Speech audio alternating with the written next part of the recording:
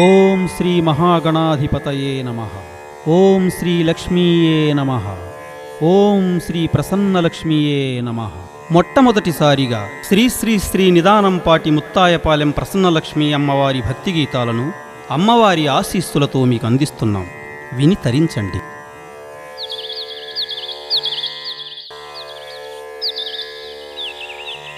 జగన్మాతా శిరసా నమామి. శ్రీ ప్రసన్నలక్ష్మీ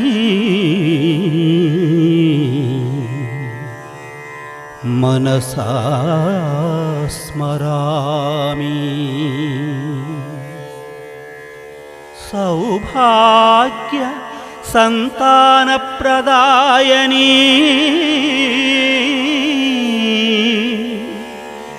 శ్రీ ముత్తాయపాలెం ప్రసన్నలక్ష్మీ నమోస్తుతే.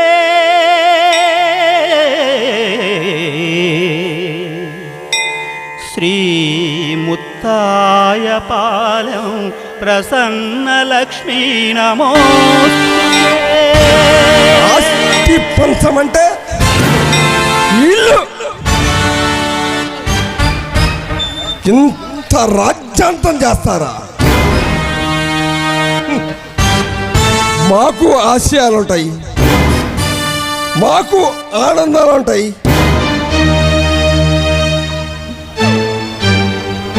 వయసుకు వచ్చిన వాళ్ళకి మాకు కోరికలు ఉంటాయి. అంతేగాని వీళ్ళు ఆస్తి పంచరా? ఎందుకు పంచరో, ఎలా పంచరో చూస్తా.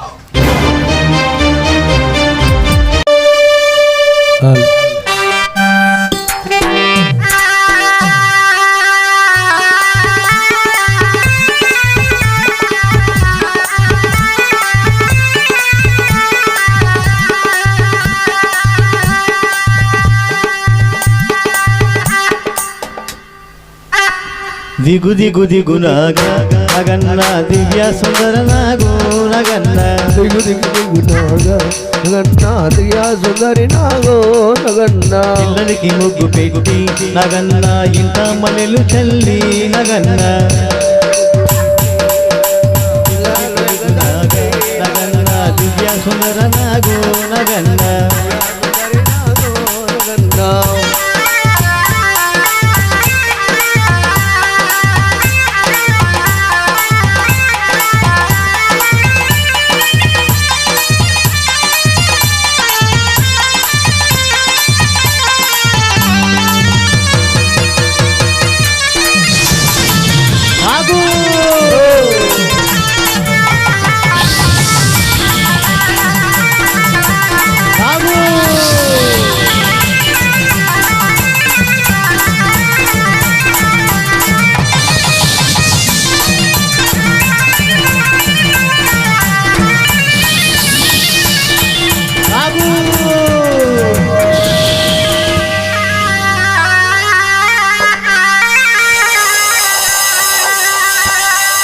ఇప్పుడు ఏమైంది? పళ్ళన్నీ బయలు కమ్మేసిన పిల్లమ్మాయి గారు. సరే ఇప్పుడు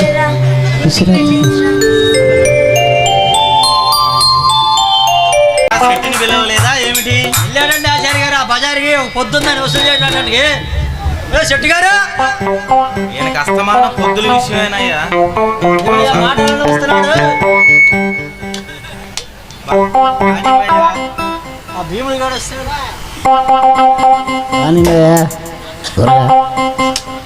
పంచ చాగు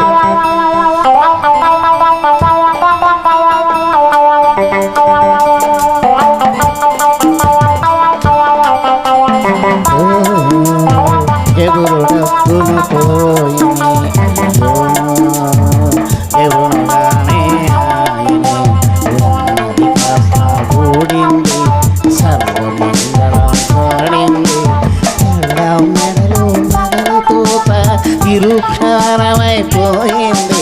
అయ్యో ఎవరు పోయనే. అయ్యో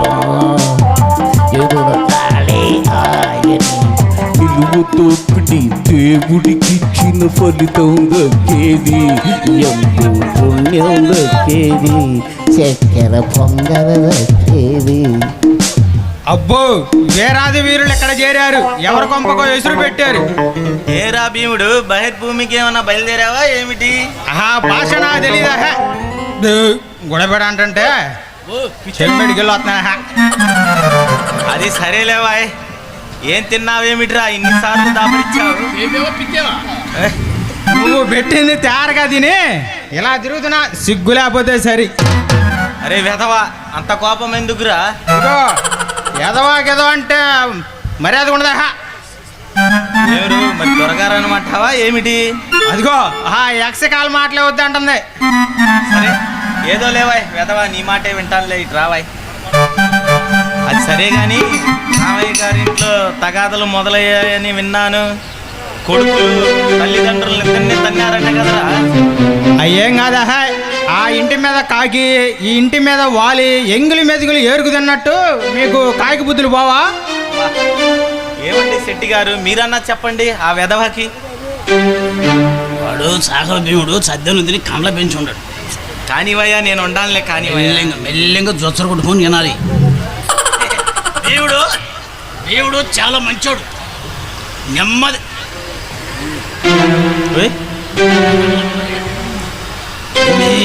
రామయ్య గారింటో గొడవలు మొదలయ్యాయంటగా. పంచి ఎర్ర పంచిది.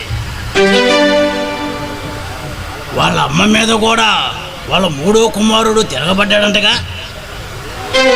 ఆ పెద్ద కొడుకు ఏందో తాగబోతే ఏదంటే అయ్యేం కదా, ఇప్పుడు దాకా అవసరానికి ఆ ఇంట్లో అన్ని వాడుకున్నారు, అవసరం తీరాక ఇలా తయారయ్యారు. ఏమిటయ్యా ఆ చెల్లింటి వెధవతో వాసాలు లేకపోతే ఇక్కడ నుంచి పందికొమ్మ. చూస్తున్నాను ఆ వెధవ గురించి. కాదులే ఏది భీముడు. పాడు? నేను ఉండాను రావయ్యా, రావయ్యా.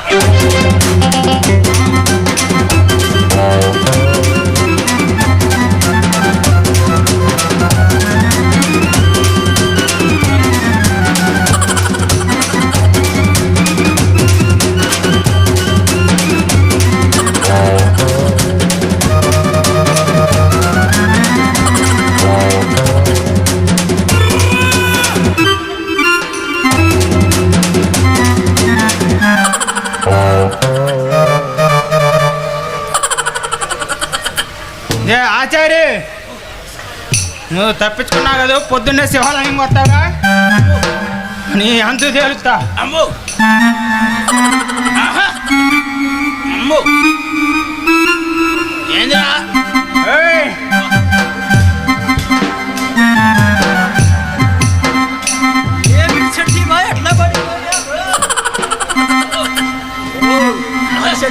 కాదా?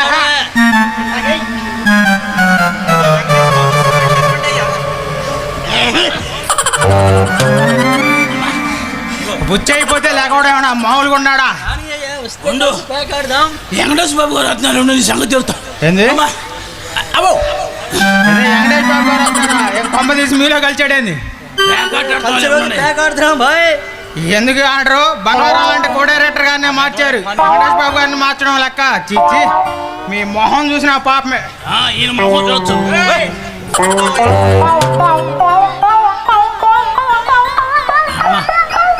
ఆ వెధవతో నీకెందుకయ్యా? ఏంటి రా రాంటివే?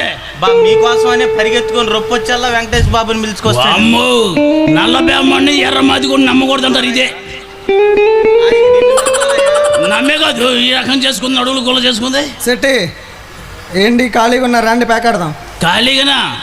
ఊపిరుంటే ఉప్పు కళ్ళు అమ్ముకొని బతుకుతాం, బతికుంటే బస్ స్టాండింగ్ లో బఠానీలు అమ్ముకొని బతుకుతాం.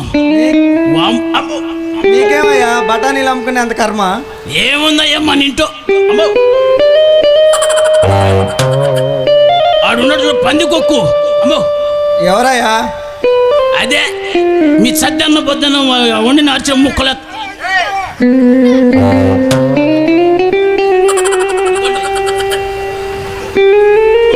ఏ వాడెక్కడున్నాడు? కలవరేస్తున్నావా ఏంది? రాలేదా? సరే ఇదంతా కాదు కానీ మా ఊరి చివరి పాకుని దాంట్లో ప్యాకెడదాం పదండి. అమ్మో నేనున్నానయ్యా. వాళ్ళు కూడా ఉన్నారు ఇంతకిద్దరు. అయినా ముగ్గురున్నారు, దున్నపోతులాగా వాడిని కొట్టలేకపోయారా? నేనున్నానని ఇటు గుట్ట కట్టాడు, పారిపోయాడు. ఎందుకు లేవయ్యా, రావయ్యా ఆటకి. సరే ఆ ఇంటికి ఇనుప గేట్లు ఉన్నాయా? ఇదిగో ఈ సాయి బెత్తులో ఉన్నాయి. తాళం ఇదిగో చెట్టు పొట్ట అంత ఉంది. ఇంకా నన్ను ఊరు మొత్తం వచ్చిన చెల్లెరు. సరే, వెళ్దాం పదండి.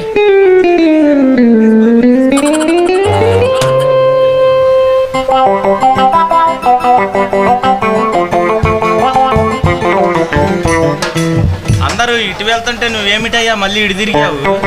సో సో అంటే డబ్బులు ఎక్కడ తీసుకొచ్చి మాట అటు 2 పొద్దులు ఉన్నాయి. ఆ 2 పొద్దులు వసూలు చేసుకొచ్చి నీ డబ్బులు నీకు ఇచ్చేయాలి ఇంటికి. నువ్వు లేకపోతే ఎవరెవరయ్యా పైసలు? నేను వెళ్ళొస్తాగా, నీకెందుకు నువ్వా? నేను కూడా వచ్చిన తోడు. నువ్వెందుకు మరి నాకు తోడు? సరే సరే, త్వరగా వసూలు. బ్రాహ్మడు ఎదురొస్తే కలిసి రాదని అందరూ ఇంటికి పోతారు. నీ వస్తారు ఏడొస్తారు.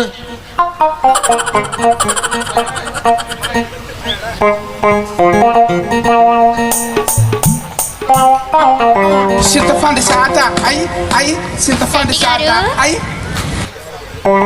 ఇదంతా ఒరిజినల్ గోల్డేనా?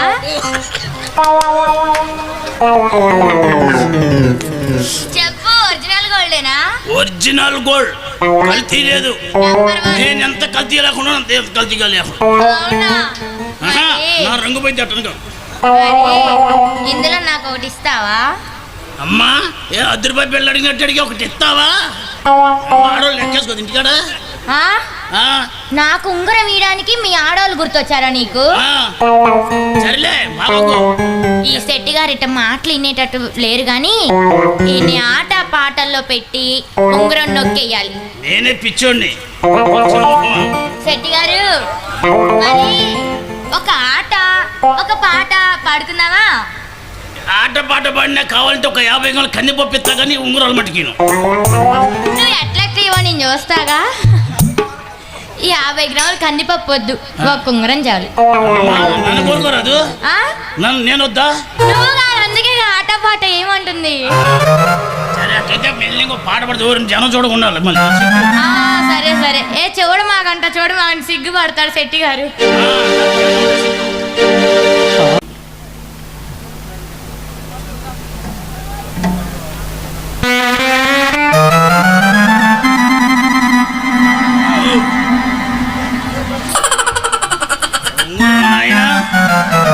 దాని కళ్ళు పడిచావా? దాని కళ్ళు చిట్టి కళ్ళు. ఇంటికి పోతే మా ఆడవాళ్ళు నాకు ఇలా చీపి తిరగేసినట్టే. ఆశారి ఇక్కడ తీసుకుని ఉంగరం పెట్టుకుంటే పిచ్చిదిలే మా ఆడవాళ్ళు. లెక్కేస్తమే కానీ ఏ ఉంగరం తెలియదు. ఆశారి ఆడ తద్దినాలు పెడతాను చెల్లి. ఎట్ట కొట్టలే చెప్పుకుంటా నేను ఇంటికాడ.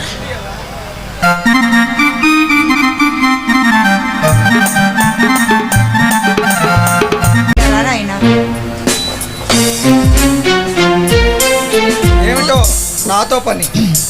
ఊరంతా అదే వింతగా చెప్పుకుంటున్నారు బాబు. నీకు అన్నీ వింతలేగా. మన ఇంట్లో సమస్య అయితే మనం చక్కబెట్టుకోవచ్చు. బయట సమస్య తెస్తున్నా అంటావా? నలుగురిలో బజార్లో కూర్చొని జోదం ఆడుతున్నామని తెలిసింది. అది తప్పు కదా నాయనా? ఆ భీముడి గారు చెప్పాడా? అయినా మీకు ఏనాడో చెప్పా, వాడి ఇంట్లో పెద్ద కొడుకులాగా పెత్తని చందలం ఎక్కిస్తున్నావు. ఏనాడో పీక్ పారేయమని చెప్పా. వాడు కాకపోతే ఈ ఊరంతా లేరా? నువ్వు చేసింది వాడు చూడలేదా? అవును, ఏదో కాలక్షేపానికి పాకాడని. అయినా దాన్ని ఇంత వింతగా అడగాల? అది కాదు బాబు, పోను పోను అదే అలవాటుగా మారుతుందేమోనని నా భయం. అమ్మా, నువ్వు భయపడాల్సింది నా గురించి కాదు, నాన్నగారి గురించి. ప్రధానికి నాన్న నాన్న అంటా ఏంట్రా? నువ్వేంట్రా నీ భవిష్యత్తు ఏంటో ఆలోచించుకోమంటే? మా భవిష్యత్తు ఏంటో మాకు బాగా తెలుసు, నువ్వు చెప్పక్కర్లా. అలానికి బాబు, నేను మీ తల్లినిరా. తల్లివైతే ఇలా చేయు. నేనేం చేశాను? ప్రతి దానికి, చిన్నదానికి పెద్దదానికి పెద్ద రాద్ధాంతం చేయటం, ఆయన గారి ముందు మమ్మల్ని దోషులుగా నిలబెట్టం, ఇదేగా నీ పని. బాబు, నీ జీవితం పతనం అయిపోతుంది నాయనా. నువ్వు పెట్టే శాపనార్థాలకి ఏనాడో మా జీవితం పతనమైంది, ఇంకా కొత్తగా పతనం అయ్యేది. చూడమే కాదు, ఏదైనా చేస్తా. అయినా నువ్వు చెప్తే వినాల్సిన అవసరం నాకు అసలేదు. వస్తా.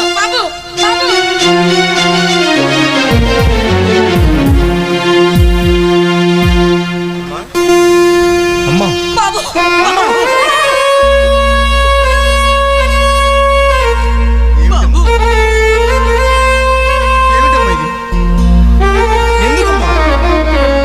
ఎందుకమ్మా వాళ్ళ గురించి చాలిస్తూ నీ ఆరోగ్యాన్ని పాటు చేసుకుంటావు. వాడేం మాట్లాడే విన్నావా? వాళ్ళు ఎందుకైనా తయారవుతున్నాడో నాకు అర్థం కావట్లేదు ఆయన.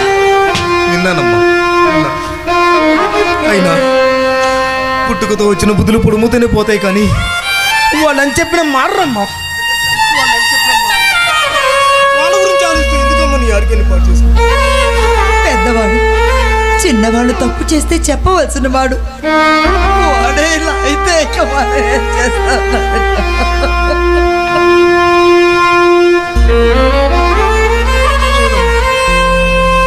ఈ ఊరంతా ఒకటే గుసగుసలాడుకుంటారు. అమ్మాయి గారి పెద్ద కొడుకు మూర్తి ఎవరు అమ్మాయిని పెట్టేసుకొని తిరుగుతున్నాడని చెప్తున్నారమ్మా. అమ్మయ్య, ఇది మనకు తగదంటే వాడేమన్నాడు తెలుసా? నువ్వేంట్రా నవ్వు చెప్పేది, నోరు మూసుకోమన్నాడమ్మా.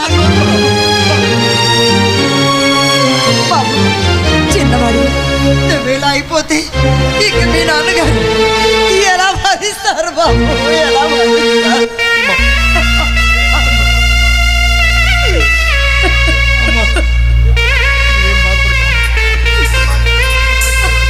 అన్నయ్యని దారిలో పెట్టే బాధ్యత నాదమ్మా.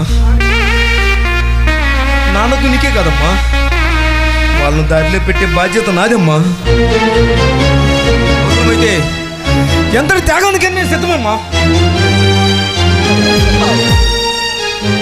ఇలాంటి కొడుకు ఒక్కడున్నా చాలు నాయనా, ఒక్కడున్నా చాలు. నాన్న నేను నిన్ను చేయాలి చూసుకొని మా బాధ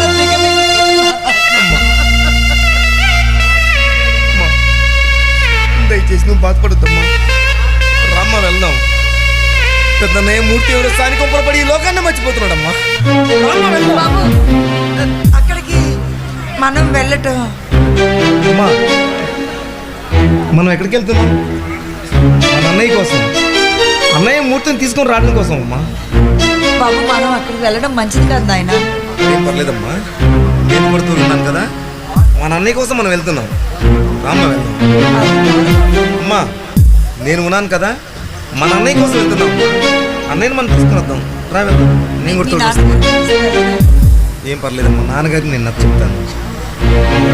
మీరు చేసి అన్నయ్య కోసమే కదా, దయచేసి రమ్మ.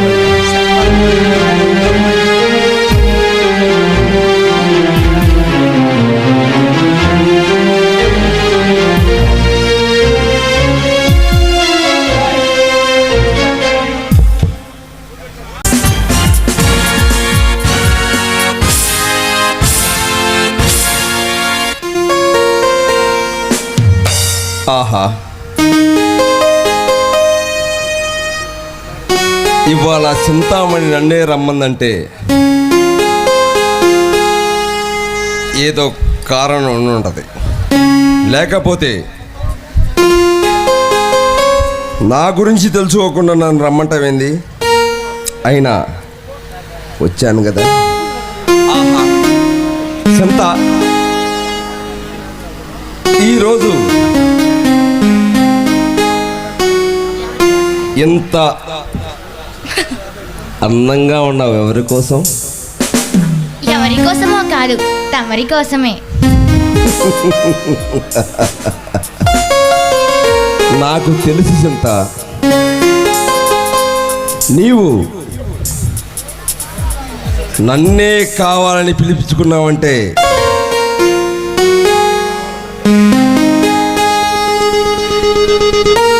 నీవు నా కోసం ఎదురు చూస్తున్నావని నాకు బాగా తెలుసు. కానీ నీకోసం ఒకటి తెచ్చాను. అదేమిటో చెప్పుకో. ఏం తెచ్చి ఉంటారబ్బా? నాకు తినడానికి ఏదైనా తెచ్చి ఉంటారు. ఆహా,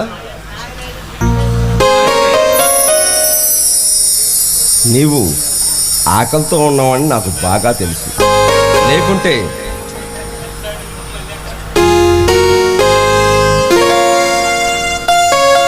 నన్నెలా కావాలని కోరుకుంటావు? నీకు తినటానికి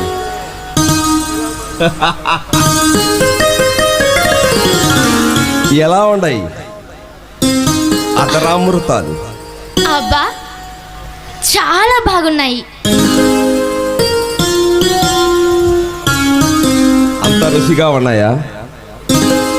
ఎంతైనా మీ చెయ్యి తాకిన తర్వాత అది మధురంగా మారుతుంది. నీ కోసం మరొకటి తెచ్చా. అది ఇందాకలే మీ ఇంటికి ఏమిటో చెప్పుకో. ఏం తెచ్చుంటారబ్బా? మల్లెపూలు?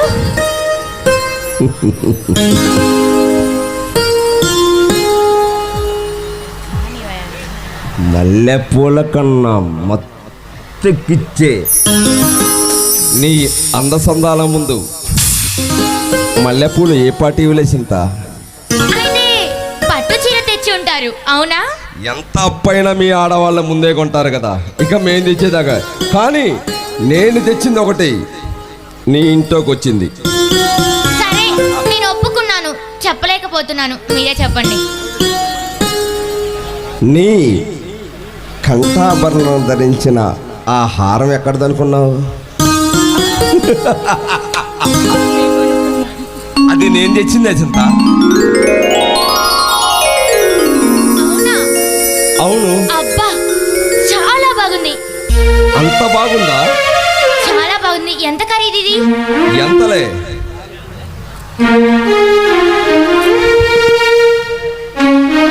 మా పరమట పొలాన 4 ఎకరాల మిరగాయలు అమ్మితే గాని నీకు ఆ హారాన్ని చేపించగలిగా. అబ్బా, మీరెంత మంచివారండి. ఇక మంచితనంతోనే కాలం అంతా గడిపేస్తున్నావు. ఇక చేతలు ఏమన్నా ఉన్నాయా? ఈ రే అంతా మీ సొంతం, నీకే అంకితం. అవునులే. సరైన టయానికి మీ అమ్మగారు వచ్చి చింత ఇటు రమ్మ అంటే నేను ఇక్కడ పడిగాపులు కాయాల్సిందేగా. మా అమ్మగారు లేరండి, ఈరోజు ఊరెళ్ళారు. ఇక మీ ఇష్టం.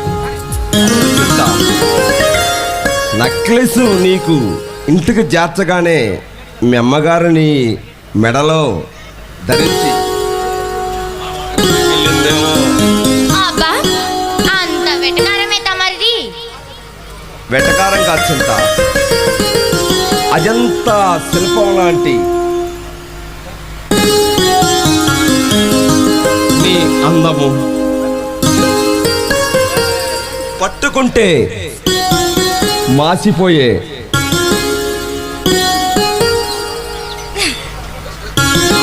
ఆ రంగు,